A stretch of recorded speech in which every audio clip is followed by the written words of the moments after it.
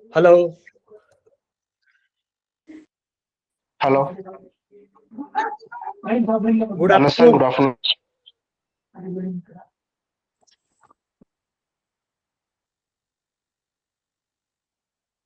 Good afternoon all. Good afternoon sir. Good afternoon. Good afternoon. Good afternoon. Good afternoon, sir. Very good afternoon sir. Good काफी afternoon, सारी sir. बैंकें आज जुड़ गई है। Good afternoon.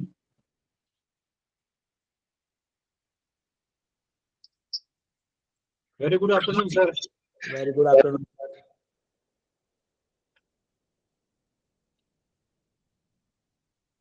आज सर अभी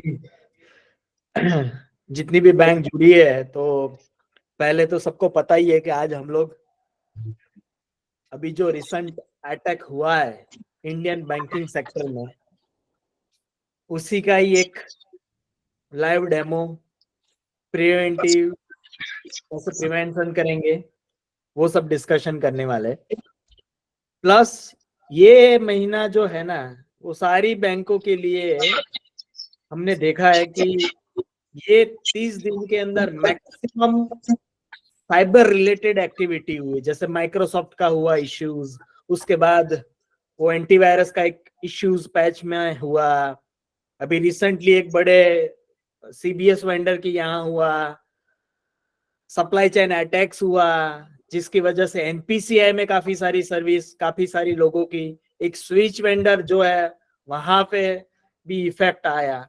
तो ये जो हम लोग लास्ट वेबिनार के बाद आज जब मिल रहे हैं ना सर, तो आज का जो वेबिनार है उसमें बहुत सारे इवन आपने देखे होंगे सर कि ये अगस्त में ही कितनी अलर्ट आ चुकी है। सर अभी तक कितनी अलर्ट आई है सर, कोई बता सकता है सर मुझे टोटल अलर्ट्स? 11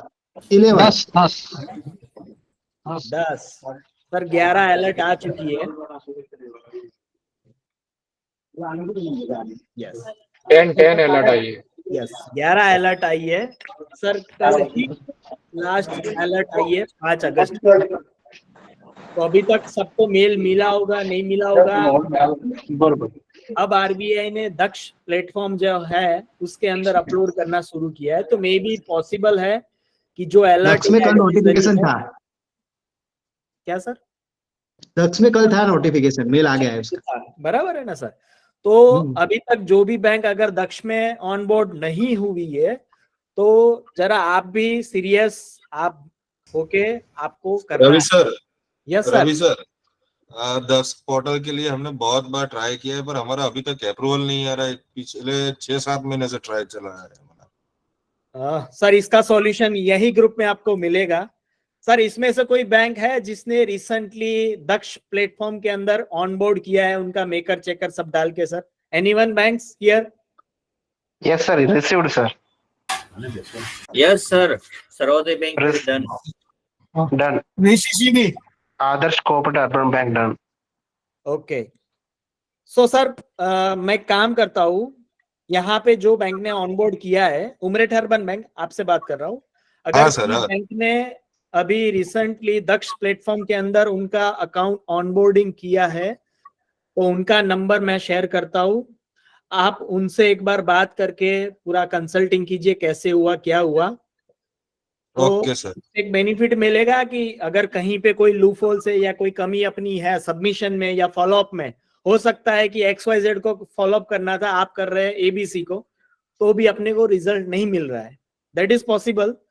तो वो भी अपने एक बार मैं यही ग्रुप में आपको मैं करवाता हूँ सर कि जिससे ओके। आप, तो आई रिक्वेस्ट ऑल बैंक आप अगर दक्ष प्लेटफॉर्म के अंदर नहीं है तो आप जल्द से जल्द वो प्लेटफॉर्म के अंदर खुद के ऑर्गेनाइजेशन को ऑनबोर्ड कीजिए, क्योंकि आरबीआई अब धीरे धीरे एडवाइजरी अलर्ट जो वाया ईमेल जो आता था वो वाया दक्ष प्लेटफॉर्म अभी आ रहा है। तो जिसकी वजह से क्या होगा कि अगर आप मेंबर नहीं है वो प्लेटफॉर्म के तो क्या होगा, आपको मिलेगा नहीं, कोई भी अपडेट नहीं मिलेगा। तो हमें ये चीज ध्यान रखनी है कि हमें सब कुछ अप टू डेट रखना है। कितनी बैंकों में अभी recently NEFT, RTGS, UPI, IMPS, वो सब में बिजनेस इम्पैक्ट आया था? कोई बैंक है कि जिसमें इम्पैक्ट आया था रिसेंटली, जो बैंकिंग सेक्टर में बहुत बड़ा एक हुआ उसमें? सीटीएस में आया था सर। सीटीएस में आया था, यस सर। एचडीएफसी ने भी बंद करवाया था प्रिकॉशनरी के लिए, 1 दिन के लिए हमारा। ओके, मतलब सप्लाई चेन अटैक्स था क्योंकि इंटीग्रेशन था जहां पे। वलसाड डिस्ट्रिक्ट में सब बंद हो गया था।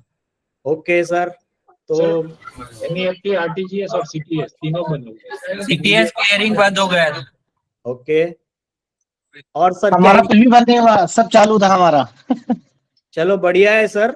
आप वो जो सप्लाई चेन अटैक्स थे उसके अंदर आपका कहीं पे इंटीग्रेशन नहीं था, दैट्स व्हाई आप बच गए। पर ये जिनके साथ हुआ है उनसे हमें सीखना है सर। अगर नहीं हुआ है तो दी बेस्ट। हम लोग यही चाहते हैं कि हमारे यहाँ हमारे बिजनेस में इम्पैक्ट नहीं आना चाहिए। बट अगर जहां कहीं पे भी सर, कितने दिनों तक बंद रहा था सर? कोई मैक्सिमम डे बोल सकता है कि मेरे यहाँ 2 दिन, 3 दिन, 4 दिन, 5 दिन? 4 कितने दिन। आरटीजीएस एनईएफटी 3 दिन। 3 दिन एनईएफटी, आरटीजीएस। ओके, सीटीएस 4 दिन रहा था और आरटीजीएस एनईएफटी हमारा सिर्फ 1 ही दिन। यूपीआई सब कुछ 1 ही दिन था। ओके रवि भाई, हमारे यहाँ जो है, हेलो सर, आप एक म्यूट कर दो ना। आपके पास 2 अभी वेब मीटिंग चालू है, तो कोई एक म्यूट कर दो। सॉरी, एक, हाँ बताइए। यस सर, बताइए, अब आपकी आवाज क्लियर आ रही है। हाँ रवि भाई, हमारे यहाँ क्लियरिंग છે ને 2 દિવસ 3 દિવસ બંધ રહ્યું હતું, પણ આરટીજીએસ એનએફટી બેકઅપ હતું ઇન્સિન બેંક સાથે, એટલે અમારે આરટીજીએસ એનએફટી બંધ નહોતું રહ્યું। ओके, मतलब कि आपके पास स्पॉन्सर बैंक में एनईएफटी, आरटीजीएस के लिए 2 बैंकें थी, जिस वजह से आपका वो दूसरी बैंक से आप चला रहे थे। हाँ, चला रहे थे हम लोग। सीटीएस था वो 4 दिन के लिए बंद था। हाँ, सीटीएस बंद था बाकी, क्योंकि हमको आरटीजीएस एनईएफटी में मतलब कस्टमर को कोई दिक्कत नहीं आई इसके वजह से।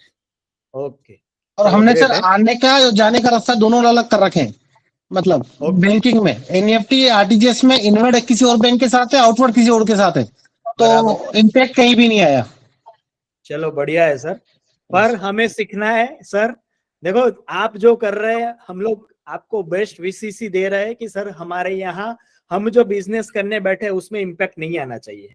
कोई भी सर, कोई भी बिजनेसमैन, जैसे एज अ बैंकर आप भी बिजनेस ही कर रहे हैं, तो आपके बिजनेस में कोई इम्पैक्ट नहीं आना चाहिए। संकदीप, अपना ये जो प्रेजेंटेशन है उसको स्टॉप कर दो अभी।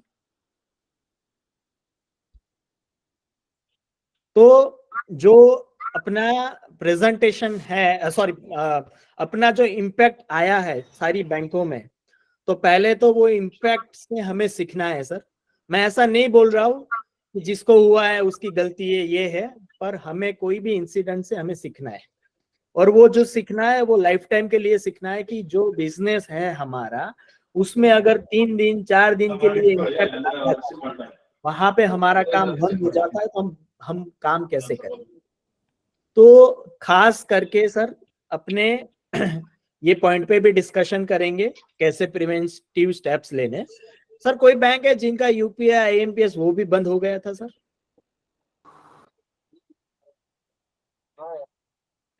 एटीएम मशीन, एटीएम कार्ड उनके जो थे, जो इश्यूअर, वो बंद हो चुके थे, ऐसी कोई बैंक है यहाँ पे?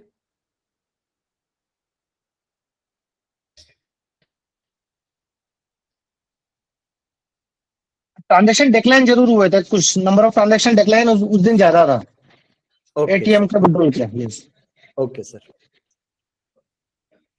अभी सर जो एडवाइजरी अलर्ट जो आई है आरबीआई की तरफ से, सारी एडवाइजरी अलर्ट आज तक सबने इंप्लीमेंट कर दिए। ऐसी कोई बैंक है हमारे पास आज अभी जो ज्वाइन हुई है और वो बोल सकती है कि सर मेरे पास सारी एडवाइजरी अलर्ट का action taken report with evidence ready है? राहुल सर, आप एक बार यस है, रेडी है। यस राहुल सर, आप एक बार मीटिंग एंड करके वापस ज्वाइन कीजिए मेरे ख्याल से, क्योंकि बाकी सबको मेरी आवाज क्लियर आ रही है सर। तो आई थिंक सो सर आप प्लीज ज्वाइन कीजिए। Yes sir, sir raise hand किए तो डिस्कशन की बात है जो करना है कि या कुछ यस। तो सर काफी सारी जो बैंकें हैं जो आज वो लास्ट जो इंसिडेंट हुआ वो इंसिडेंट में प्रॉब्लम आया था, काफी सारी बैंकों का कॉल आया था और बहुत सारे इश्यूज मिल रहे थे हमें। तो सर अपने एक काम करते हैं सर कि आज का जो प्रेजेंटेशन है उसकी अपने शुरुआत करते हैं, उसके बाद आपके क्वेश्चन आंसर जो है उसका भी हम लोग डिस्कशन करेंगे।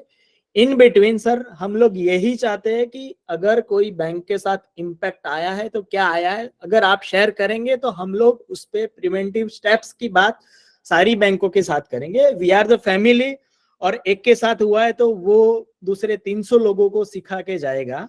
और आज जो पार्टिसिपेंट है वो भी 340 प्लस हो चुके हैं, तो वो भी एक सर बेटर है कि इतनी सारी बैंकें, इतने सारे बैंकर्स आज एक साथ एक प्लेटफॉर्म पे हम लोग ज्वाइन हुए हैं। तो आज का जो हमारा जो टॉपिक है वो रैंसमवेयर अटैक पे है। तो रैंसमवेयर अटैक सबको पता ही होगा क्या होता है, कैसे होता है, क्योंकि सब अवेयरनेस ट्रेनिंग सब में आप जा रहे हैं। सर मेरी आवाज सर दूसरे लोगों को आ रही है? Yes yes sir. हाँ सर, तो काफी सारे मैसेज आ रहे हैं। तो सर आई थिंक सो जिनको आवाज में थोड़ी प्रॉब्लम आ रही है सर, आई रिक्वेस्ट यू एक बार सर आप रीजॉइन कीजिए। आई थिंक सो वहां पे कुछ इश्यू होगा सर। सर आपकी आवाज बिल्कुल क्लियर आ रही है। Thank you sir, thank you so much. बहुत सारी बैंकों में लाइव डेमो दिखाएंगे कि नहीं? क्या sir? Sir live demo? Yes sir, जो हमने बोला है वो हम लोग करके दिखाते हैं। यही तो टेकऑल और फिनिक्स का एक काम है जिसकी वजह से हम आज 350 प्लस कोऑपरेटिव बैंक के साथ एज अ फैमिली मेंबर जुड़े हैं। 1000 प्लस क्लाइंट ग्लोबली है कि जिसके साथ हम लोग के, क्योंकि यही है कि सर सिर्फ बातें करना, प्रेजेंटेशन देना और बस बड़ी बड़ी अच्छी बातें करना, उससे काम नहीं होता है। काम एक्चुअली क्या होता है कि जब मैंने बोला है वो करके दिखाऊंगा। तो जो हमने बोला है कि लाइव हैकिंग दिखाएंगे, पर बहुत सारी बैंकों ने देखा होगा आपने कि भाई रेड टीमिंग, ब्लू टीमिंग, ये सब सुना होगा सर। आज आप लोग लाइव देखेंगे रेड टीमिंग क्या होता है, ब्लू टीमिंग क्या होता है, उसका काम क्या है, पर्पस क्या है, सब कुछ हम लोग आज डिस्कशन करेंगे। और डेप्थ में जो आज का एक जो मैं सर इसलिए ये खास आपको बात बता रहा हूँ कि आज का जो हमारा वेबिनार है ना, काफी सारी बैंकों के लिए आई ओपनर है। उनको लग रहा है कि हमारे यहाँ ऐसा कुछ इश्यू नहीं है, पर एक्चुअली इश्यू है, ऐसा मान लीजिए। तो वो भी हम लोग आज डिस्कशन करेंगे। तो I invite to mister Abhishek Binang Tejani, CTO. Yes Binang, so अपने रैंसमवेयर अटैक्स जो अभी रिसेंटली हुआ है, अभी थोड़ा उसका बैकग्राउंड भी बताओ, कैसे हुआ, क्या हुआ। और सेम चीज अपने जो आज लाइव डेमो वगैरह करने वाले एडवाइजरी अलर्ट के साथ अपने काम करेंगे। यस या थैंक यू। ओके, सो अभी देखो हम लोग लाइव डेमो पे तो जाएंगे, लेकिन उसके पहले वो अटैक क्यों हुआ, कैसे हुआ, क्या क्या प्रिकॉशंस ले सकते थे, और कितने टाइम से वो एडवाइजरी अलर्ट्स मार्केट में, मतलब ऑलरेडी आपके पास इंफॉर्मेशन अवेलेबल था, वो चीज सारी बातों का डिस्कशन करेंगे। वो सब स्टार्ट करें उसके पहले मेरे को एक साइबर सिक्योरिटी की, आप जो भी इन्वेस्टमेंट्स कर रहे हो, आप जो भी कंट्रोल्स लगा रहे हो, वो ये 3 चीजों के ऊपर रिवॉल्व करता है। या तो आपको डेटा की कॉन्फिडेंशियलिटी बचानी है सिक्योरिटी के लिए, या फिर इंटीग्रिटी, कि भाई कोई अकाउंट नंबर का बैलेंस सेव नहीं कर दे, दैट इज इंटीग्रिटी। और तीसरा है अवेलेबिलिटी। तो आप कोई भी सिक्योरिटी कंट्रोल्स की बात करते हो तो वो 3 में से एक या फिर एक से ज्यादा ऑब्जेक्टिव्स को अचीव करता है। तो अभी जब हम लोग जो बात कर रहे थे कि भाई ये जो इंसिडेंट हुआ रैंसमवेयर वाला, बहुत सारी बैंकों में सर्विस इंपैक्ट हुई, तो आपको क्या लगता है ये कौन से चीज को सबसे ज्यादा इंपैक्ट किया, ये कॉन्फिडेंशियलिटी, इंटीग्रिटी, अवेलेबिलिटी में से? अवेलेबिलिटी। ठीक है, वो इम्पैक्ट आया था डायरेक्ट अवेलेबिलिटी के ऊपर। तो आपको जब भी हम लोग एचए फायरवॉल का बात करते हैं ना, तब आपको ये नहीं सोचना है कि भाई अननेसेसरी खर्चा है। वो अननेसेसरी खर्चा तब नहीं है जब आपकी अवेलेबिलिटी भी इंपॉर्टेंट है। अगर आप खाली कॉन्फिडेंशियलिटी और इंटीग्रिटी सोचोगे तो आपको लगेगा एचए फायरवॉल तो फालतू का खर्चा है, ऑडिटर के कंप्लायंस के लिए करना है। लेकिन अगर आपके लिए अवेलेबिलिटी भी उतना ही है जितना कॉन्फिडेंशियलिटी और इंटीग्रिटी है, तो फिर आप एचए का इन्वेस्टमेंट जो है हाई अवेलेबिलिटी फायरवॉल, वो भी एक अवेलेबिलिटी और साइबर सिक्योरिटी का कंट्रोल ही आप बोल सकते हो। तो आप कोई भी कंट्रोल के लिए जब आप सोचते हो कि भाई मुझे ये इम्प्लीमेंट करना है या नहीं करना है, तब आपको ये डिसाइड करना है कि भाई ये कॉन्फिडेंशियलिटी, इंटीग्रिटी या अवेलेबिलिटी को कैसे इम्पैक्ट कर रहा है। और आपको बोर्ड को भी उसी तरीके से कन्विंस करना है क्यों कर रहे हैं। जैसे आपके पास हेड ऑफिस में सिंगल फायरवॉल है, वो फायरवॉल शॉर्ट सर्किट हो गया, नया फायरवॉल 3 दिन बाद आएगा, तो क्या आप 3 दिन बिना फायरवॉल के बैंक चलाओगे या बंद रखोगे? तो क्या अगर अब आपको अवेलेबिलिटी इंपैक्ट हो रही है, वो आपको एक्सेप्टेबल नहीं है, तो फिर आपको एचए फायरवॉल लगाना चाहिए। ठीक है, सो आपका कोई भी डिसीजन है कि आपको ये चीज इम्प्लीमेंट करना है या नहीं करना है, वो सीआईए ट्राइड बोलते हैं इसको, कॉन्फिडेंशियलिटी, इंटीग्रिटी, अवेलेबिलिटी ट्राइड, इसके आजू बाजू ही वो सारे डिसीजंस होते हैं। ओके, सो डायरेक्टली वो टॉपिक के ऊपर आते हैं कि वो इंसिडेंट हुआ कैसे। अगर किसी को नाम पता है तो दैट इज फाइन, बट मैं यहाँ कोई नाम नहीं लेने वाला हूँ। वो इंसिडेंट एक पेमेंट सिस्टम ऑपरेटर है। वो पेमेंट सिस्टम ऑपरेटर AWS के क्लाउड में उसने जेनकिंस का सॉफ्टवेयर होस्ट किया हुआ था। अब जेनकिंस का जो सॉफ्टवेयर है वो मोर पर्टिकुलरली जो ऑर्गेनाइजेशंस में डेवलपमेंट होता है, तो ये जैसे पेमेंट सिस्टम ऑपरेटर है, वो खुद ही वो पेमेंट सिस्टम्स के इंटरफेस वगैरह बनाते थे, तो उन्होंने वो AWS पे वो जेनकिंस का होस्टिंग किया हुआ था अमेज़न वेब सर्वर्स में। ठीक है, उसमें अच्छी बात ये थी कि सारी फॉरेन कंट्रीज से, जैसे कि यूके, रशिया, ये सब से तो अटैक आया, इसलिए मैंने इनके नाम लिखे। उनका उन्होंने एक्सेस अलाउ किया हुआ था फायरवॉल में। बहुत सिंपल है, आप जब कोई भी बाहर से इवेंट ट्रैफिक आ रहा है तो आपके पास ऑप्शन है, आपको उसको इंडिया रखना है या एनी रखना। तो एनी रखना इजी होता है, तो मोस्टली सब जगह एनी हम लोग रखते हैं कि बाकी कुछ करेंगे तो उसमें एफर्ट्स इन्वॉल्व है। ओके, अब ये जो पेमेंट सिस्टम ऑपरेटर है उसका direct site to site connectivity था CPS प्रोवाइडर के साथ में। और ऑब्वियस सी बात है, कोई भी साइट टू साइट टनल हम लोग बनाते हैं तो सर्विस में तो एनी ही होता है, 65,000 पोर्ट्स ओपन ही होते हैं, उसमें तो कोई डाउट ही नहीं है। ठीक है, तो यहाँ भी ऐसा ही था, कुछ नया नहीं था। सो अभी तक का आपको इंफ्रा क्लियर है कि भाई एक पेमेंट सिस्टम ऑपरेटर है जिसका साइट टू साइट कनेक्टिविटी है CBS प्रोवाइडर के साथ में, और पेमेंट सिस्टम ऑपरेटर का जो AWS सर्वर है which is accessible from anywhere in the world, जिसपे एक सॉफ्टवेयर इंस्टॉल्ड है जेनकिंस। देखो ये वाले इंसिडेंट में जेनकिंस है, कल को कोई और सॉफ्टवेयर भी हो सकता है। इन शॉर्ट आप ऐसा समझ लो, एक वल्नरेबल सॉफ्टवेयर इंस्टॉल्ड था उसके ऊपर। ठीक है, सो हैकर के लिए रास्ता बन गया। ठीक है, जेनकिंस को एक्सप्लॉइट करे और नेटवर्क में एंट्री कर ले। ओके, सो वो हैकर आया पेमेंट सिस्टम ऑपरेटर के नेटवर्क।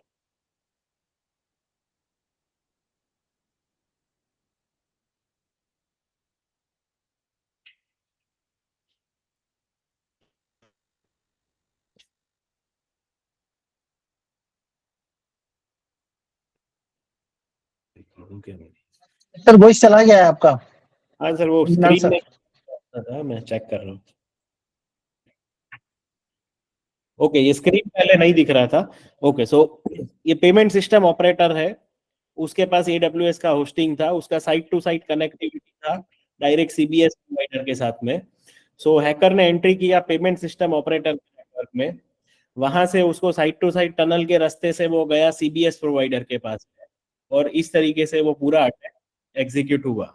सो आज हम लोग जो प्रैक्टिकली डेमोन्स्ट्रेट करेंगे, वो हम लोग इस चीज को डेमोन्स्ट्रेट करेंगे कि वो जेनकिंस के सर्वर में कैसे हैकर ने एंट्री ली। ठीक है, सो अब उसके पहले कुछ बात करते हैं कि भाई it takes efforts to get hacked. देखो, आप ऐसे ही हैक नहीं हो जाते हो, उसके लिए भी आपको मेहनत करनी पड़ती है। ठीक है, तो वो क्या क्या मेहनत करनी पड़ती है उसके लिए पहले बात करते हैं। अगर आप ये सोच रहे हो कि मैं कुछ भी नहीं करूं तो हैक हो जाऊंगा, ऐसा नहीं है। आपको बहुत सारे एफर्ट्स लगाने पड़ेंगे हैक होने के लिए भी। ठीक है, सो वो कुछ एफर्ट्स की बात करते हैं हम। ठीक है, सो पहला एफर्ट, हाँ, मेन 5 एफर्ट्स की बात करेंगे। Okay, so advisories and alerts issued by CSITE RBI, क्या वेंडर्स को अप्लाई होता है कि नहीं होता है, आपको क्या लगता है? अप्लाई होता है। श्योर अप्लाई होता है। ठीक है, कोई किसी को लगता है अगर नहीं अप्लाई होता हो तो बताओ, बाकी तो अप्लाई होता है तो सब बोल ही रहे हो। ओके चलो, अगर अप्लाई होता है मान लेते हैं, तो फिर क्या आपने वेंडर्स को भेजा क्या एडवाइजरी है? क्योंकि आरबीआई तो खाली बैंक को ही भेजता है। यस सर, भेजा था। Yes sir. ठीक है, सो आपको पहले तो वेंडर्स को आपको एडवाइजरी अलर्ट्स भेजना पड़ेगा, क्योंकि वो कॉन्फिडेंशियल इन नेचर है, वो ओनली बैंक्स के पास आता है, हमारे पास भी बैंक के थ्रू ही आता है, डायरेक्ट तो नहीं आता है। ठीक है, सो सेम वे कोई भी वेंडर्स है तो उसने वो एडवाइजरीज और अलर्ट्स इंप्लीमेंट किया या नहीं किया, उसके लिए पहले तो हमें उसको कम्युनिकेट करना पड़ेगा कि भाई ये एडवाइजरी और अलर्ट आया है, सो एंश्योर द कंप्लायंस।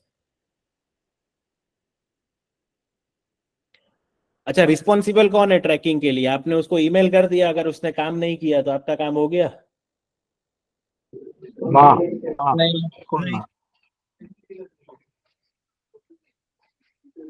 वो इज रिस्पॉन्सिबल फॉर ट्रैकिंग। अच्छा, मेरा स्क्रीन तो दिख रहा है ना? बाय। सीसो बैंक का जो बिना बैंक ही स्क्रीन बंद हो responsible गई है। है। स्क्रीन बंद हो जा रहा है क्या? एक्चुअली कोई और स्क्रीन शेयर करता है तो तेरी स्क्रीन बंद होती है।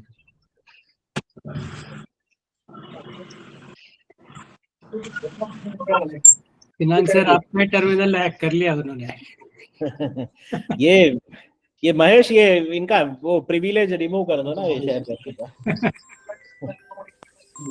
ओके, तो ठीक है, थर्ड क्वेश्चन है, वो is responsible for tracking compliance.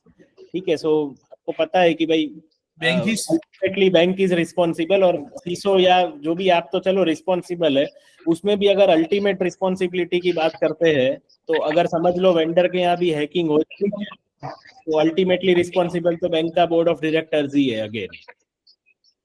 ठीक है, सो वो भी आपको ध्यान रखना है। ओके, अल्टीमेटली आपके जो ऊपर के जो 3 क्वेश्चंस के जो आंसर और एक्ट्स हो गए, वो डिसाइड करता है कि आप कितना सप्लाई चेन रिस्क लेके चल रहे हो फॉर योर बैंक। ठीक है, हमने भले अच्छे से अच्छे कंट्रोल्स खुद के बैंक में इंप्लीमेंट,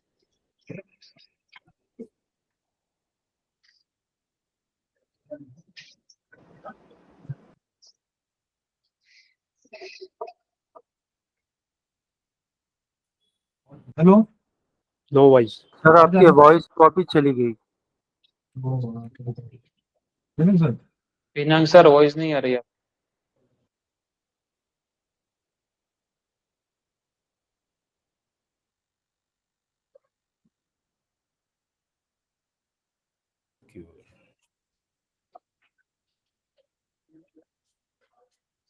हेलो। यस, अभी आ रही है। ओके, सो हम लोग सप्लाई चेन अटैक की बात कर रहे हैं, क्योंकि पेमेंट सिस्टम ऑपरेटर पहले हैक हुआ जेनकिंस, वहां से एंट्री हुआ सीबीएस प्रोवाइडर के नेटवर्क में। सो भले एक सीबीएस ऑपरेटर का नेटवर्क सेफ था, लेकिन पेमेंट सिस्टम ऑपरेटर के नेटवर्क के वल्नरेबिलिटी की वजह से आज एक सीबीएस प्रोवाइडर हैक हुआ, और उसकी वजह से दूसरे भी बैंक्स को अवेलेबिलिटी का इफेक्ट आया। सो बेसिकली हमें हमारा सप्लाई चेन रिस्क है उसको भी मैनेज करके चलना है। ओके, सो ये एडवाइजरी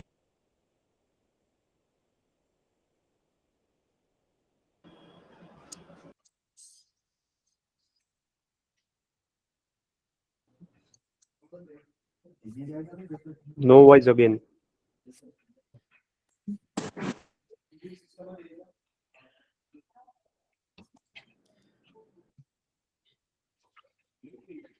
ओके, हाँ, सो ये एडवाइजरी इशू हुआ है February 6, 2024 में। ठीक है, तो आज हम लोग बैठे अगस्त में।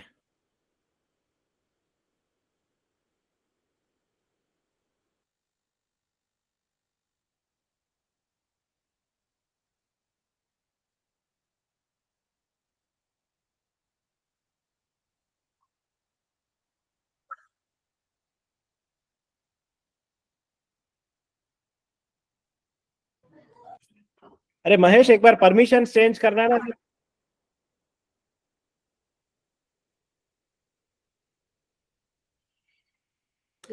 यस यस, मैं बिनांग में कर रहा हूँ।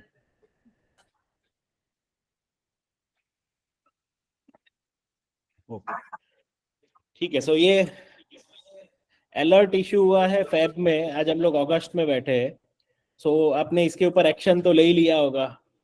तो आपने अगर एक्शन लिया तो डायरेक्टली और इनडायरेक्टली ये जो वेंडर्स जिनके यहाँ इंसिडेंट हुआ उनका भी आपने एक्शन वेरीफाई कर लिया होगा। अगर वो वेरीफाई किया होता तो शायद ये इंसिडेंट ही नहीं होता। ठीक है। सो यहाँ पर ये इंपॉर्टेंट है कि what actions you have specifically taken to ensure compliance by vendor. क्योंकि हम लोग तो क्या है कि हम लोग ने तो चलो एक एक ब्लैंकेट स्टेटमेंट लिख दिया होगा कि हम लोग तो जेनकिंस यूज नहीं करते, बात खत्म हो गया। बट क्या कोई अब आपका जो वेंडर है वो जेनकिंस यूज करता है या नहीं, वो आपने वेरीफाई किया था क्या? ठीक है, अगर वो शायद फेब में ही वेरीफाई कर लिया होता तो आज 6 महीने बाद जो इंसिडेंट हुआ है वो शायद हम अवॉइड कर सकते थे इजीली उसको। ठीक है, बट हमारे लिए तो एडवाइजरी और अलर्ट्स का कंप्लायंस ऐसा दिखता है, हम लोग नीचे उसमें साइन करके डेट लिख देते हैं तो वो कंप्लाई हो गया। ठीक है, हमने देखो बहुत सारी जगह देखा है मैंने, इसलिए मैं बोल रहा हूँ ये कि हम लोग नीचे साइन करके डेट लिखने से उसको कंप्लायंस मानते हैं कि भाई हमने एडवाइजरी और अलर्ट का कंप्लायंस कर दिया। बट एक्चुअली जब कोई इंसिडेंट होगा तब आरबीआई ये सारी चीजें निकालेगा कि भाई ये फरवरी में एडवाइजरी हमने इशू किया है, तो आज हम लोग अगस्त में बैठे हैं, तो आज तक आपने उसके ऊपर क्या एक्शन लिया था। ठीक है, बहुत क्लियर लिखा था, एकदम क्लियरली कि भाई arbitrary file read in Jenkins vulnerability. So straight forward action था, उसमें कुछ और सोचने की बात ही नहीं है।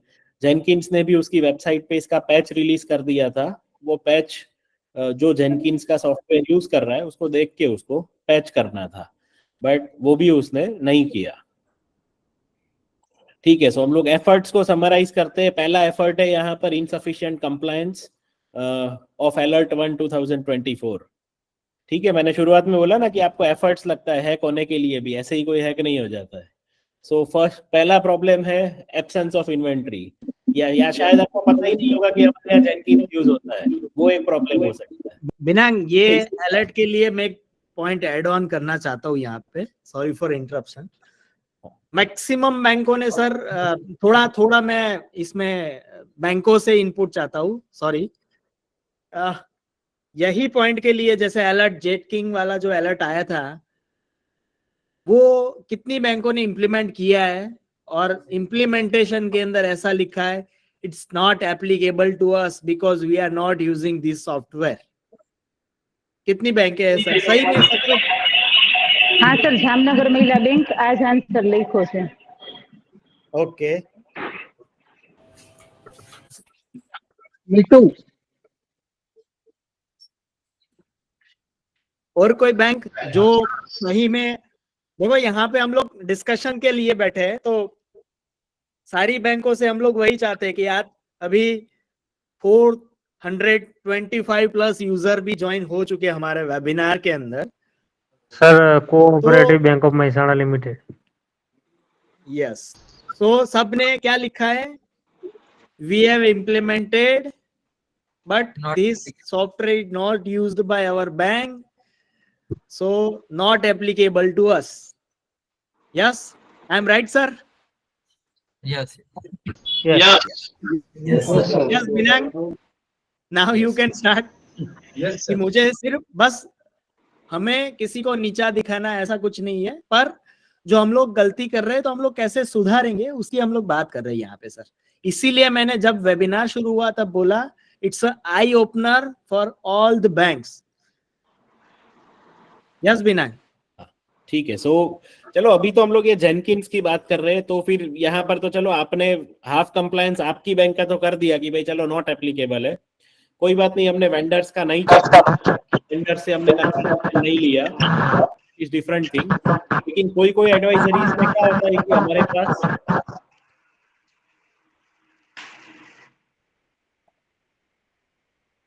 कोई एडवाइजरीज में क्या होता है, हमारे पास ये विजिबिलिटी नहीं होता है कि भाई एक्चुअली में ये सॉफ्टवेयर हमारे पास इंस्टॉल्ड है या नहीं है।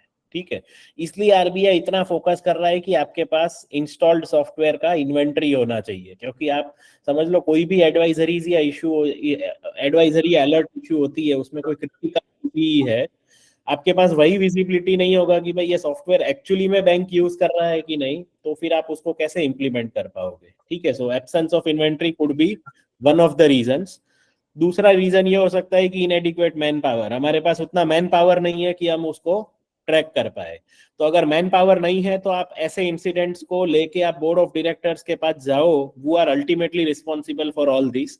आप उनको बताओ कि इतने एफर्ट्स इन्वॉल्व है और आप जितना एक्सपेक्ट कर रहे हो, जितना सिक्योरिटी, वो प्रेजेंट मैन पावर में नहीं पॉसिबल है।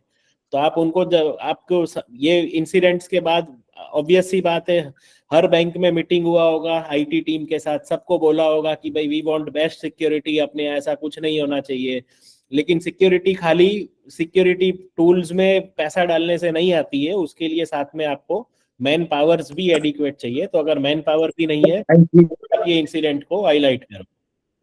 मीना कोई राइट नहीं तो आप देखो, उनको इम्पोर्टेंस बताओ आपकी, भाई खाली आप समझ लो कि बेस्ट कंट्रोल्स लगा दिए, एंटीवायरस एसओसी सब कुछ कर दिया, तो उससे सिक्योरिटी नहीं आएगा। आपके पास day to day advisories manage करने के लिए भी एडिक्वेट टीम चाहिए। Hello sir, presentation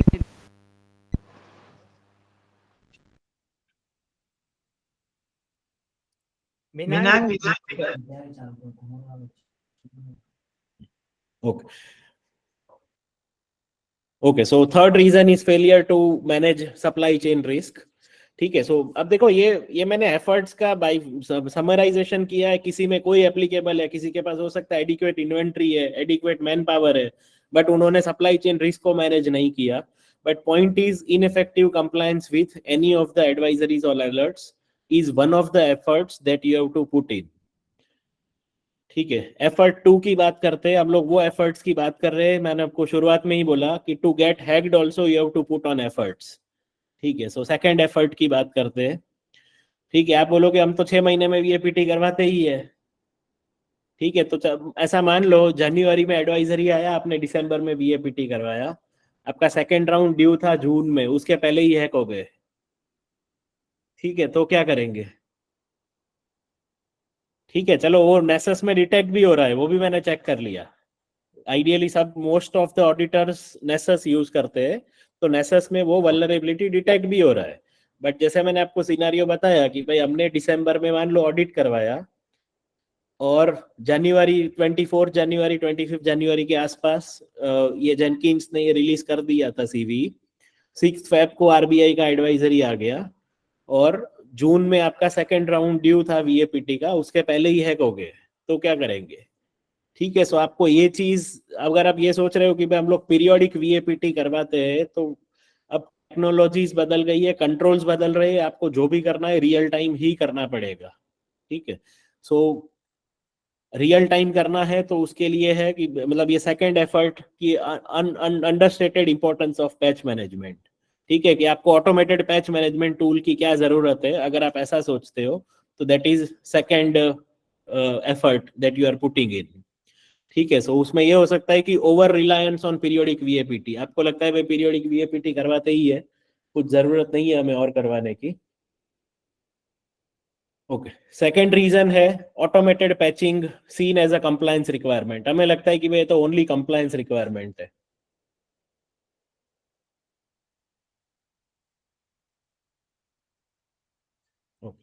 So second reason है automated patching seen as a compliance requirement।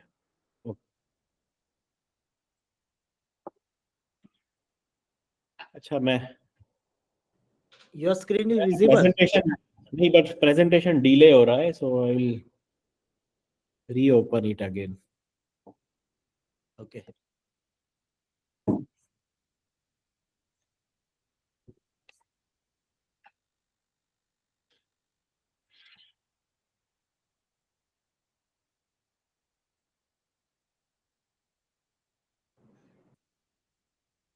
Your screen is locked, मतलब एफर्ट 2 पे चिपक गया है अभी प्रेजेंटेशन। यस,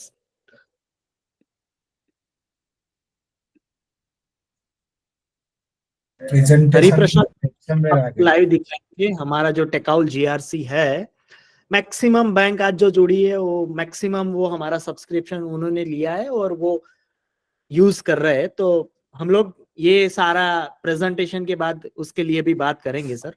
ओके, यस बिना। यस, ठीक है। सो हम लोग एफर्ट 2 की बात कर रहे थे कि इंपॉर्टेंस ऑफ पैच मैनेजमेंट। ठीक है, सो आप वीएपीटी, पीरियोडिक वीएपीटी पे ओवर रिलायंस नहीं रख सकते हो। आपको पैच मैनेजमेंट एक मैंडेटरी रिक्वायरमेंट ही है। आप ये इंसिडेंट को बेस ले लो, या there are thousands of such incident. दूसरा है ऑटोमेटेड पैचिंग, एक कंप्लायंस रिक्वायरमेंट नहीं है, वो रियल में एक रिस्क है एक हैकिंग का, जिसको आप अवॉइड करने के लिए आप यूज कर रहे हो और बेटर विजिबिलिटी के लिए यूज कर रहे हो। और थर्ड ऑप्शन हो सकता है कि टूल तो खरीद लिया है हमने ऑटोमेटेड पैचिंग का, हम लोग पैच नहीं कर पा रहे बिकॉज ऑफ एप्लीकेशन डिपेंडेंसी।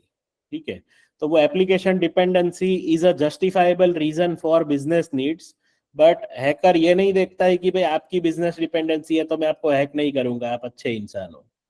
ठीक है, वो अगर आपका सॉफ्टवेयर कंपैटिबल नहीं है तो उसके हैकर को कोई कंसर्न नहीं है। अगर वो एंट्री कर सकता है वो एक्सप्लॉइट से, तो वो एंट्री करेगा।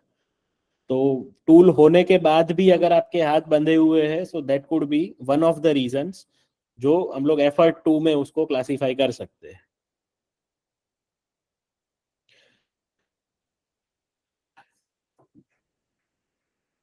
ओके, तो मूविंग ऑन टू एफर्ट 3। ठीक है, अभी तक हमने 2 एफर्ट्स डिस्कस किए।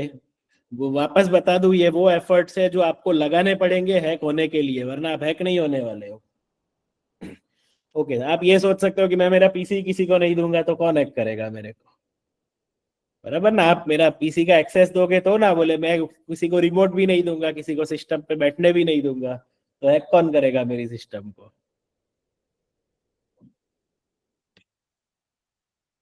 ठीक है, सो सिक्योरिटी स्टार्ट्स विथ विजिबिलिटी, और हैकर के पास हमसे ज्यादा विजिबिलिटी होती है। वो कैसे, वो देखते हैं।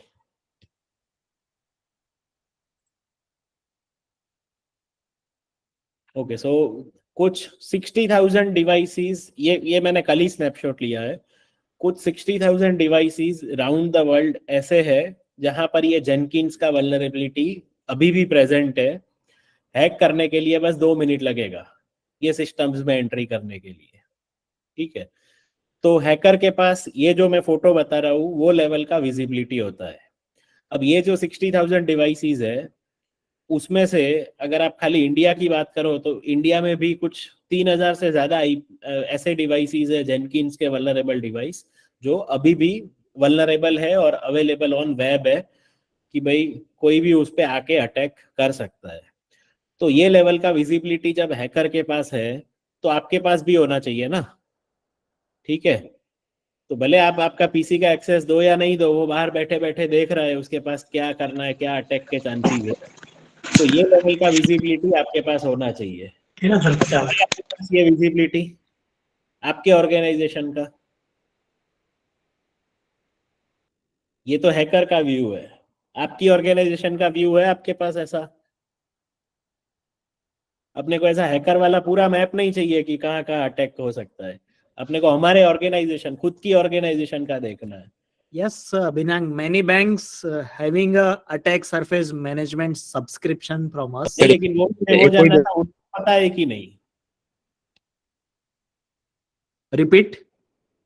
मुझे ये जानना था कि उनको पता है कि नहीं वो अटैक सरफेस मैनेजमेंट का इंपॉर्टेंस। मतलब कि टूल है पर यूज कर रहे कि नहीं कर रहे वो। हाँ, ओके, ठीक है। सो यहाँ पर you need a tool for your organisation, जहां से आप अपनी, मतलब हैकर्स आई से आपकी खुद की ऑर्गेनाइजेशन को देख पाओ।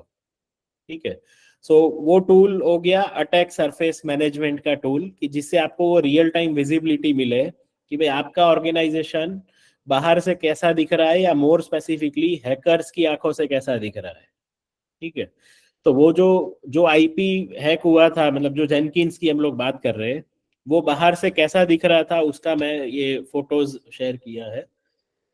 ओके, सो ये मैंने अभी जो स्नैपशॉट लिया है वो टेकआउट शील्ड, जो हमारा अटैक सरफेस मैनेजमेंट टूल है, उससे लिया है।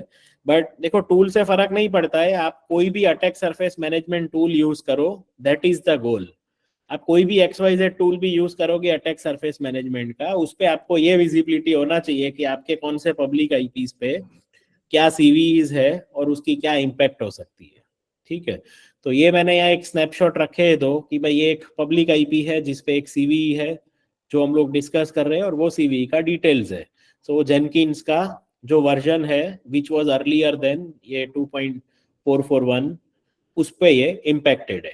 ठीक है, सो ये एक विजिबिलिटी हो सकती थी आपके पास। तो मैंने आपको बताया जैसे हैकर के पास विजिबिलिटी है पूरे वर्ल्ड का सिस्टम्स का, वैसे ही आपके पास अटैक सरफेस मैनेजमेंट टूल होना चाहिए जिसमें आपको विजिबिलिटी हो आपकी ऑर्गेनाइजेशन का, ताकि जो हैकर को दिख रहा है वो आपको भी दिखे।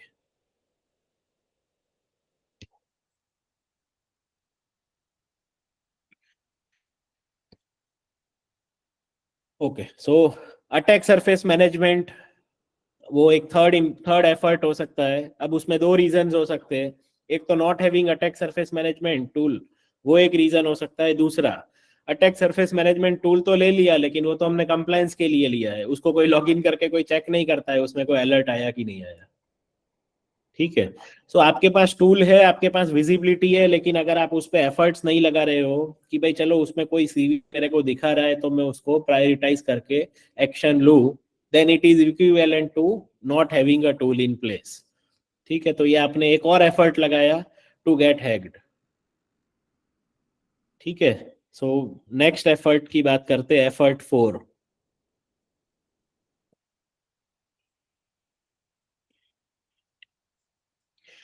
अच्छा, ये मैंने एक स्नैपशॉट रखा है from cyber security framework of 2019, जिसमें एनेक्शर 2 में एक लाइन लिखा है आरबीआई ने। देखो 2019 का सर्क्यूलर है, अभी तक तो सबको इसमें बहुत क्लैरिटी आ गया होगा, मल्टीपल टाइम्स इसका फॉलोअप और इम्प्लीमेंटेशंस कर दिया है सबने।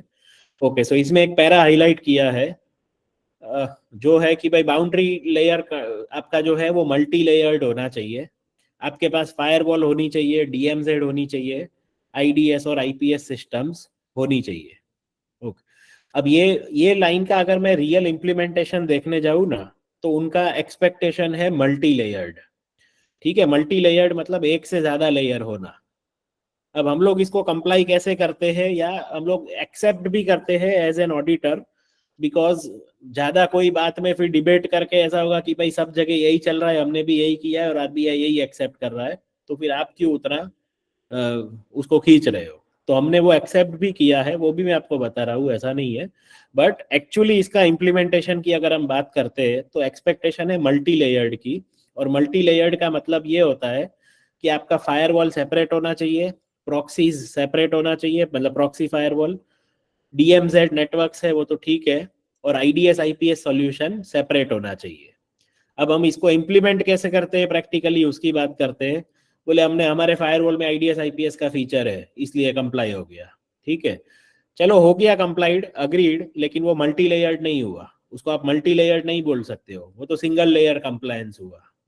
ठीक है, अब ये भी एक एफर्ट है, मैं आपको आगे बताता हूँ कुछ स्लाइड्स में कि ये एफर्ट्स से भी कैसे हैकिंग पे इम्पैक्ट आ सकती है।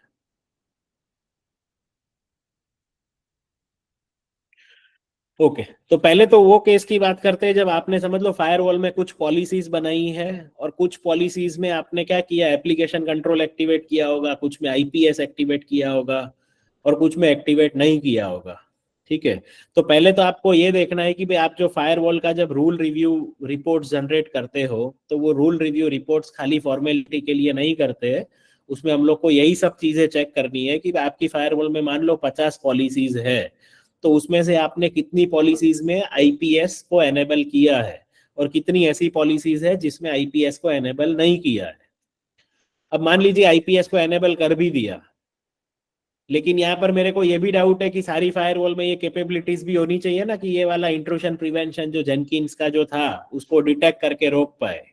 ठीक है, अब मैंने यहाँ स्पेसिफिकली फोर्टिनेट का फोटो इसलिए रखा है कि मैंने सारे ओईएम्स की वेबसाइट सर्च कर ली, हर तरीके से गूगल सर्च कर लिया, मेरे को FortiGate की फायरवॉल के सिवा और किसी का मिला नहीं जिसने ऐसा डिस्क्लोजर किया हो कि भाई हम लोग ये आईपीएस मतलब ये जेनकिंस की सीवीज को पकड़ने वाले हैं।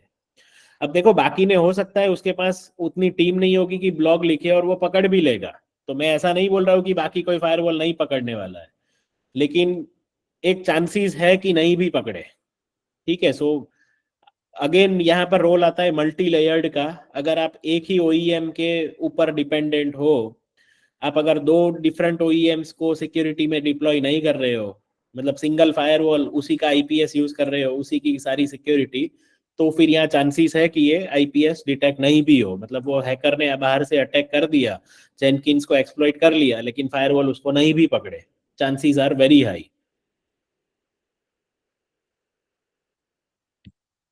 ठीक है, सो फोर्थ एफर्ट को समराइज करते हैं। सो इसमें पहला रीजन हो सकता है कि आपने फायरवॉल में आईपीएस पॉलिसी ही नहीं लगाया। जो पॉलिसी से हैकर नेटवर्क में आया, वो फायरवॉल पॉलिसी में आपने आईपीएस नहीं लगाया फॉर वॉट एवर रीजन। ठीक है, जब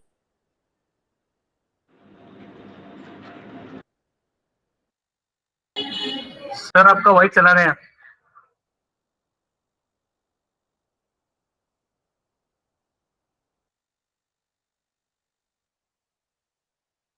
Binang, you are not audible. Binang.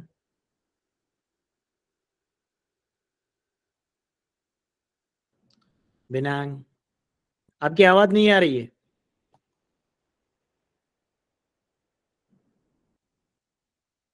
आप एग्जिट करके एंट्री लीजिए अभी।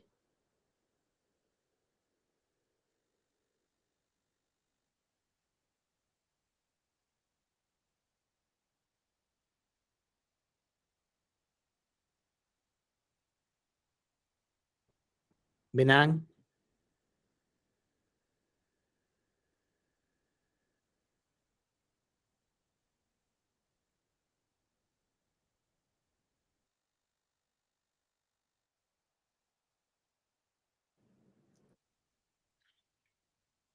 Yes, so बिनांग is joining. उससे पहले अपने एक अलर्ट 10 जो आई है उसका भी थोड़ा डिस्कशन कर लेते हैं, जब तक वो ज्वाइन करे उस तब तक। कितने लोगों को वो अलर्ट 10 2024 मिल गई है ऑन अगस्त 2 अगस्त 2024? सर उसमें तो क्या लिखा है? हमको मिल गई है। Potential compromise of SFMS system. Sir कितनी बैंकें जानती है एसएफएमएस इकोसिस्टम? कितनी बैंकें जानती है?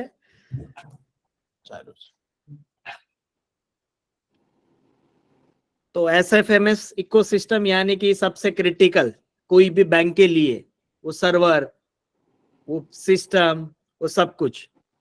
जो जिसकी स्पॉन्सर बैंक है, आई थिंक सो जो लेवल 2 की बैंक है उनको कम पता होगा, पर जो लेवल 3 की बैंक है या अबो लेवल 2 है ना, वो सारी बैंकों को पता है कि एसएफएमएस सिस्टम क्या है और क्या क्रिटिकल है उसमें, वो भी उनको वहां पे पता चलता है। तो कॉम्प्रोमाइज यानी कि हैक हुआ है, और जिस बैंकों को एडवाइजरी अलर्ट अगर नहीं मिला है, तो आपने अगर सब्सक्रिप्शन टेकाउल जीआरसी का लिया है, आप डायरेक्टली वहीं से डाउनलोड कर सकते हैं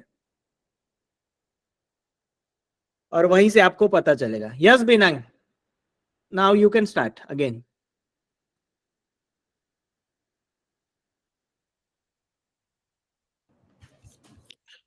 ओके, सो हम लोग आईपीएस की बात कर रहे हैं। सो उसके 3 रीजन हो सकते हैं। फर्स्ट रीजन ये है कि आपने फायरवॉल में पॉलिसीज बनाई है, वेन टू लैन के पॉलिसीज है, बाहर से आने वाला ट्रैफिक, उसमें आपने आईपीएस को एनेबल ही नहीं किया।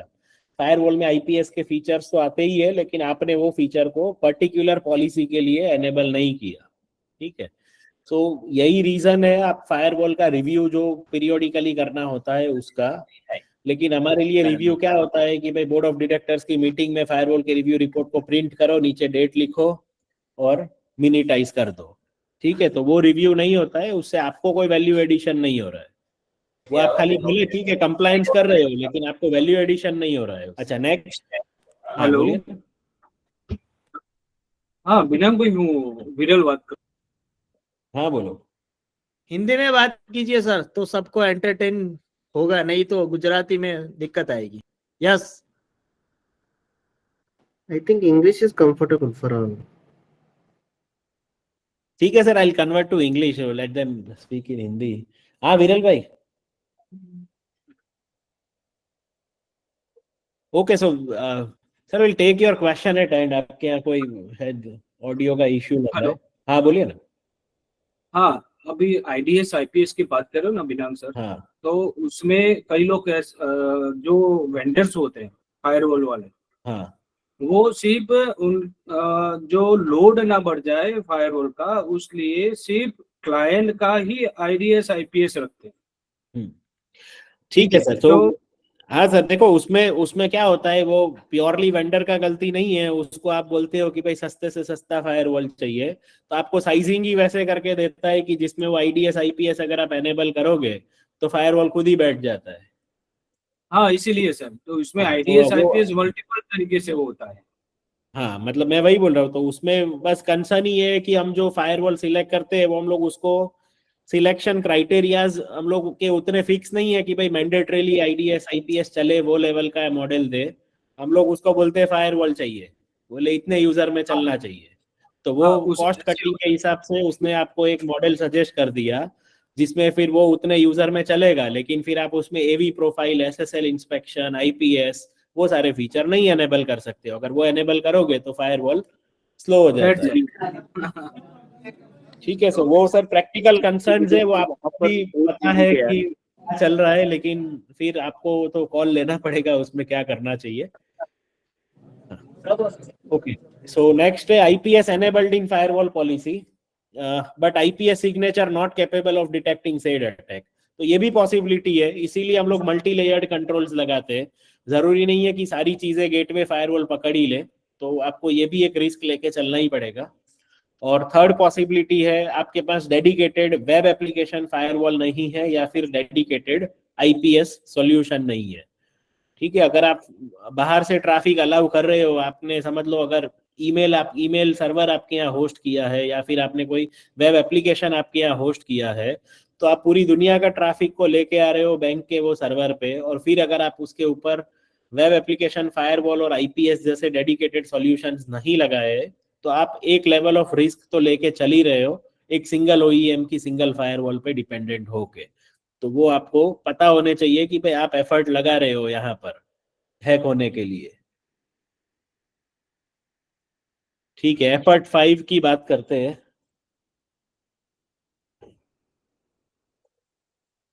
ये भी बहुत कॉमन सिनेरियो है, बोले पीसी का एंटीवायरस सर्वर में डाल दिया।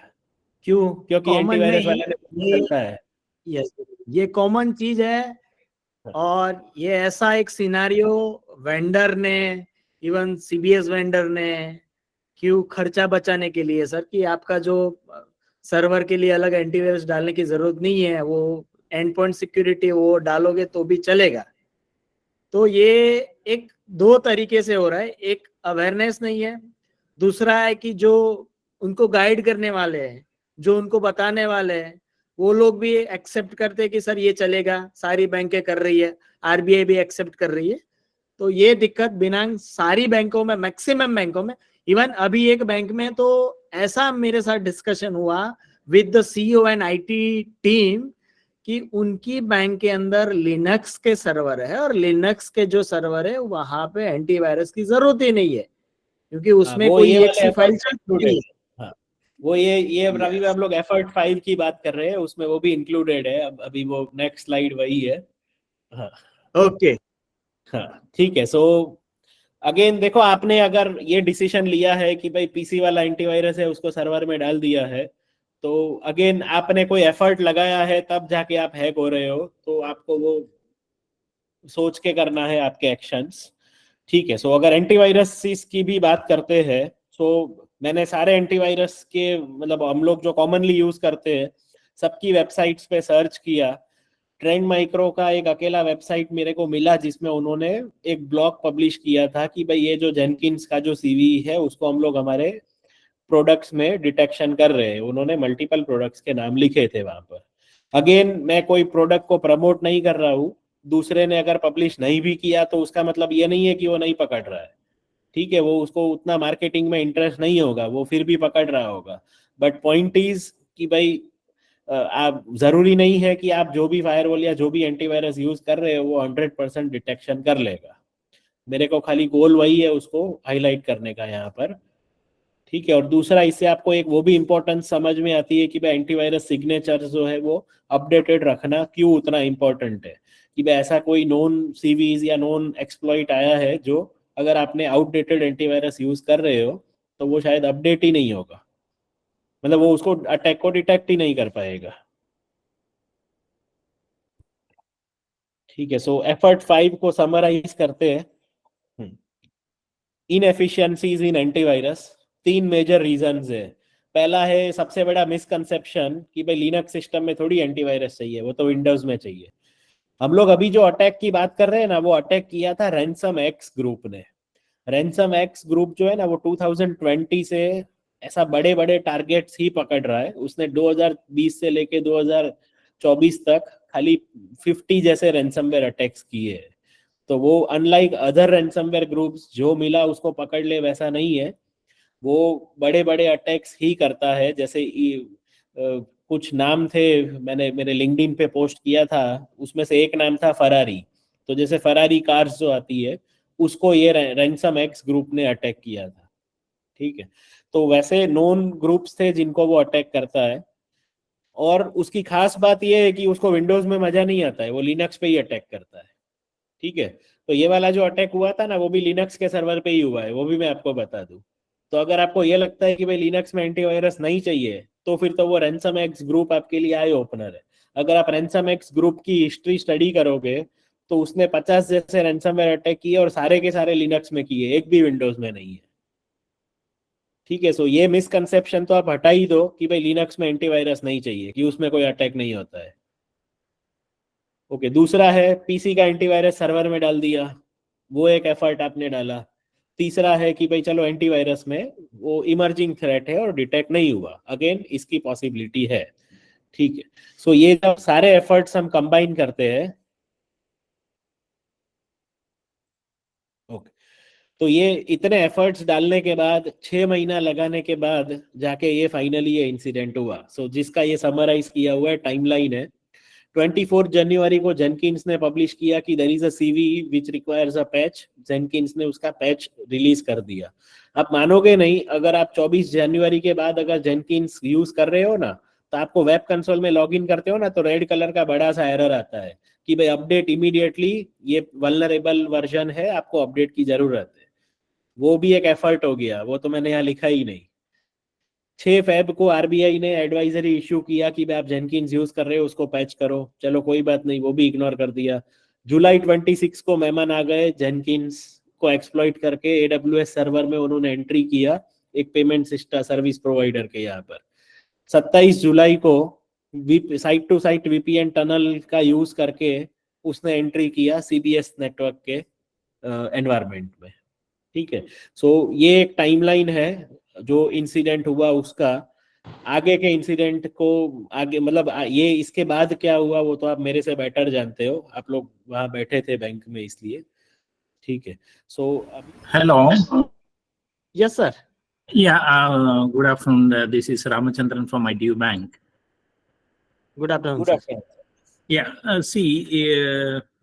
We have also faced this siege issue, and our systems were down, our UPI services were down for almost 3-4 days. So why they were not able to switch over to their DR facility? Sir, actually, not all the systems of Siege were infected. It's only like it was limited to that one DMZ, which has maybe like 2 or 3 servers. But in fact, regulators has cut down their connectivity, and that is why they were not able to provide the service. It's not that their all systems were infected with antivirus. It may be like 1 or 2 servers which are related to that bill payment services were only affected. But as a preventive measures, as somebody has also highlighted that even HDFC has also stopped internet banking for their cooperative banks customer as a preventive measure, and similar measures were taken by NPCI and other regulators, and that's why they are not able to offer the service. Otherwise, though, their servers were definitely available. Okay, thank you.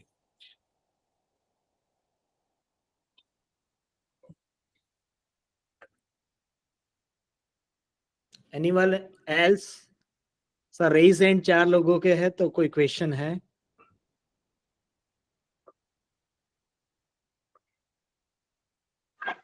Hello, sir. Yes, sir. Gaurav from Brahmapuri Urban Cooperative Bank. Which bank, sir? Sir, Brahmapuri Urban Cooperative Bank. Okay. Sir मुझे actually पूछना था, एक system था हमारा जो automatically वो restart हो रहा था, ओके। देन उसके बाद में उसमें जो यूजर आ रहा था ना, वो हमारा डोमेन का नहीं था, उसमें ऑटोमेटिकली com2 करके एक यूजर दिखा रहा था और सिस्टम बूट नहीं हो रहा था सर प्रॉपरली। इसके बारे में आप सर कुछ आइडिया बता सकते हो, या फिर ये इसके ऊपर कुछ अटैक वगैरह हुआ है जिससे अकाउंट्स लॉक हो जाता है?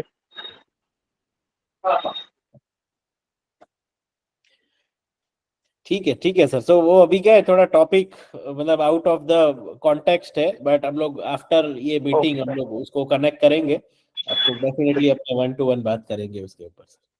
Yesterday, many banks received a phishing email. Even one of the switch vendor email DMARC is not implemented. So that's why many banks received a phishing email from those employee name. कितने लोगों को ऐसा issue आया है? Anyone here? कि जिनको उनके switch vendor के उन्हीं के एम्प्लॉय जो अभी चालू है, जो उनके बैंक के साथ बात कर रहा है, और वही एम्प्लॉय के डोमेन से कुछ अटैचमेंट, कुछ मेल आया? Anyone banks? तो सर जो आपने भेजा था वो हमको डायरेक्टली मिला था। ओके। जो हमने ग्रुप में जो डाला था स्क्रीनशॉट, वो आपको मिला था, बराबर है ना sir? Ji ji ji. Okay.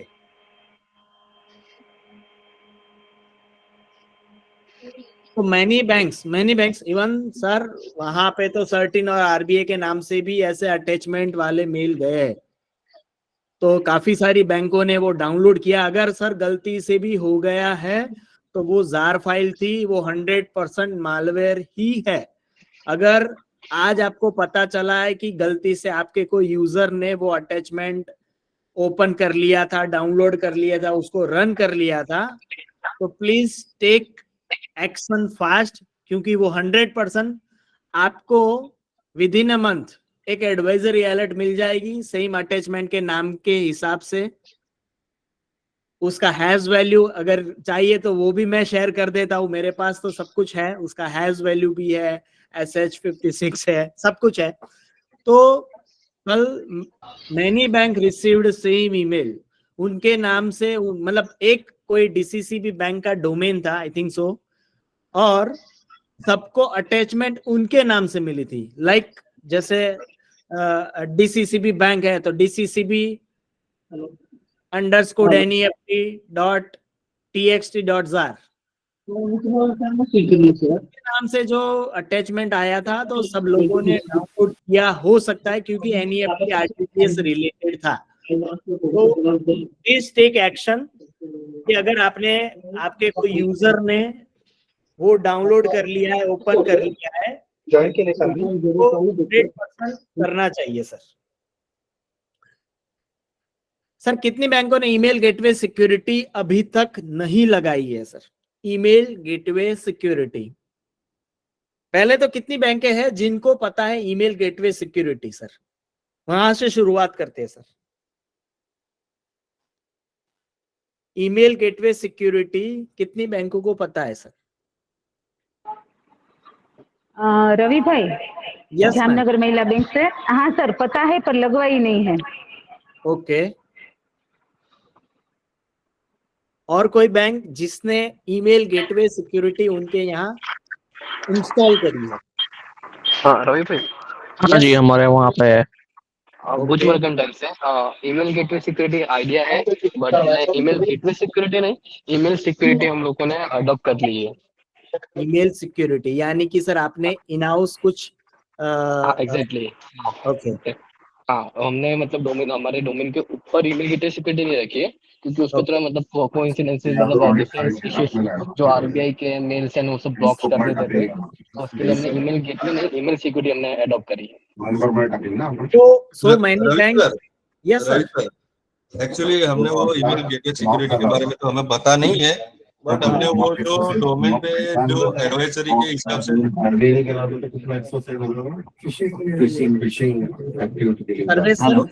Service sir. Yes sir. Please mute. Yes बताइए सर, वन बाय वन अपने डिस्कस करते हैं. यस Ravi sir, हाँ sir. sir, we have implemented email gateway security. Okay Only pending in audit. Okay assessment बाकी है. Yes sir. मतलब check कर. Ravi sir, in Yes, sir. November 23, after that RBI activity. Yes email fishing drill के बाद sir Yeah, email phishing headline आई थी और was that, वो case को आपने. Yes sir I know. Yes sir याद आ गया सर मुझे. तो सर देखो, जो बैंक ने लगाई है उनके लिए बहुत ही अच्छा है, पर जो बैंक को पता है नहीं लगाई है वहां पे रिस्क है सर. सर आप देखिए कि अभी रिसेंटली जहां कहीं पे भी हैकिंग हो रहा है, कुछ भी हो रहा है, हैकर एंटर कहां से होता है सर? एक ही जगह है अब बैंक में आने के लिए सर. आपने पेन ड्राइव ब्लॉक कर दी, आपने एप्लीकेशन कंट्रोल लगा दिए, एडमिनिस्ट्रेटर यूजर का आपने लिमिटेशन सेट कर दिया, तो रास्ता कौन सा बचा है? ईमेल एक ही जगह है जहां से कोई भी हैकर आपको कुछ मालवेयर भेज सकता है, फिशिंग कुछ भेज सकता है. अगर आपने वहां पे एक एंटीवायरस, ईमेल गेटवे सिक्योरिटी यानी एंटीवायरस फॉर ईमेल सॉल्यूशन, बहुत सारे ऐसे ईमेल सर्विस प्रोवाइडर है जहां पे इनबिल्ट ईमेल गेटवे सिक्योरिटी आप सब्सक्रिप्शन ले सकते हैं, और जो बड़े जो ईमेल सर्विस प्रोवाइडर है वहां पे आपको एड ऑन करना पड़ता है. मैनी कंपनीज के ईमेल गेटवे सिक्योरिटीज आप लगा सकते हैं. वो उसका काम है कि आपके ईमेल में, इनबॉक्स में जो आ रहा है, पहले सब कुछ आपके जो रूल और पॉलिसी आपने जो बनाई है उसके हिसाब से सब कुछ स्कैन होगा. अगर वहां पे सिग्नेचर तक मैच करेंगे, अगर वहां पे कुछ मैच हो गया तो वहीं पे उसको क्वारंटाइन करेंगे. उसके बाद वो इनबॉक्स में नहीं आ सकता. वहां पे आईटी टीम या जो डिपार्टमेंट है जो ईमेल गेटवे सिक्योरिटी देख रहा है, उनको देख के वो ईमेल रिव्यू करके उनको करना पड़ता है जो भी काम है. बाकी वो ईमेल गेटवे सिक्योरिटी पे ही ऐसे सस्पिशियस ईमेल, जो कल जिस बैंक को ईमेल अंदर तक आ गया है, ऐसे मेल, क्योंकि वो जो अटैचमेंट था ना सर, उसी के अंदर सस्पिशियस मलवेयर था. आप सर कोई भी ऐसी फाइल है उसका आप बिहेवियर वगैरह आप देख सकते हैं. तो email gateway security must required for all bank sir. I request all कि सर आरबीआई मैंडेटरी बोले ना बोले, उनका क्वेरी आए ना आए सर, पैसा अपना है सर, बैंक अपनी है, क्रेडिट अपनी है, अपनी इज्जत है सर, तो उसका बचाना हमारी ऑर्गेनाइजेशन का नाम ऐसे कोई लिस्ट में नहीं आना चाहिए. उसके लिए सर इतना तो कोई भी बैंक कर सकती है. तो सर आई रिकमेंडेड कि आपको ईमेल गेटवे सिक्योरिटी इंस्टॉल करना चाहिए. सर इसका अगर आपको डिटेल कुछ चाहिए तो सर मैंने आज वो मैसेज हमने जो डाला है उसमें यूट्यूब चैनल डाला है. वो चैनल के अंदर हमने ईमेल गेटवे सिक्योरिटी के अंदर कस्टम रूल का एक वेबिनार किया था. आप वो रिव्यू कर सकते, पढ़ सकते, वहां से आपको मिलेगा. यस विनायक. हाँ, अब मेरा लास्ट स्लाइड है, वी विल एंड दिस. उसके बाद क्विज है.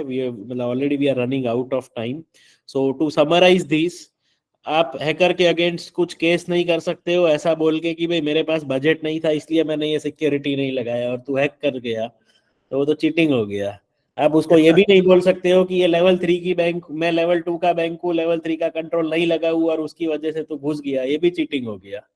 ठीक है. सो आप हैकर के साथ ऐसा बात नहीं कर सकते हो, इसलिए आप ऐसा जजमेंट, ऐसा सिलेक्टिव मत बनो कि भाई ये वाला कंट्रोल मेरे काम का, ये वाला मेरे काम का नहीं है. हाँ, भले कंप्लायंस में डिफरेंस आएगा, बट हम लोग कंप्लायंस की बात नहीं कर रहे हैं, हम लोग कॉन्फिडेंशियलिटी, इंटीग्रिटी और अवेलेबिलिटी को प्रोटेक्ट करने की बात कर रहे हैं. ठीक है. सो वहां पर वो मैटर नहीं करता है लेवल कौन सा है आपका और बजट है या नहीं है. वो हैकर के लिए तो एंट्री पॉइंट है, उतना ही इनफ है.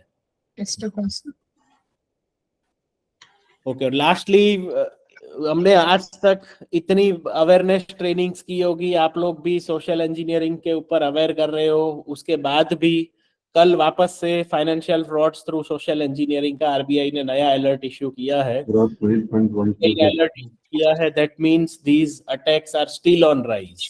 ठीक है, सो आप ये जो सोशल इंजीनियरिंग अटैक्स है उसके ऊपर आप सीरियसली एफर्ट्स रखो और ध्यान रखो कि ऐसे फिशिंग ईमेल्स या दूसरे कोई भी इंसिडेंट जो है वो एम्प्लॉइज के साथ भी ना हो और कस्टमर्स के साथ भी ना हो, क्योंकि ये अलर्ट 11 स्पेसिफिकली फोकस करता है इन्वेस्टमेंट स्कैम्स, गवर्नमेंट इम्पर्सोनेशंस, वो सब के ऊपर। तो ये अलर्ट का जो इंटेंशन है वो है कि आपको कस्टमर्स को भी अवेयर करना है, या ब्रांच में बैनर्स लगाओ, वेबसाइट पे आप अवेयरनेस रखो ये सब का, कि आपको कोई सीबीआई ऑफिसर फोन करता है, इनकम टैक्स ऑफिसर फोन करता है, तो आपको कोई डरने की जरूरत नहीं है, वो सब आपको गाइड करना है। ओके, तो आई थिंक मैंने सारे एफर्ट्स कवर किए। इसको समराइज वैसे ही करूंगा कि आपको अगर हैक भी होना हो तो आपको एफर्ट्स लगाने पड़ेंगे, और वो एफर्ट्स मैंने आपको बताया कि कितनी मेहनत लगती है टू गेट हैक्ड ऑल।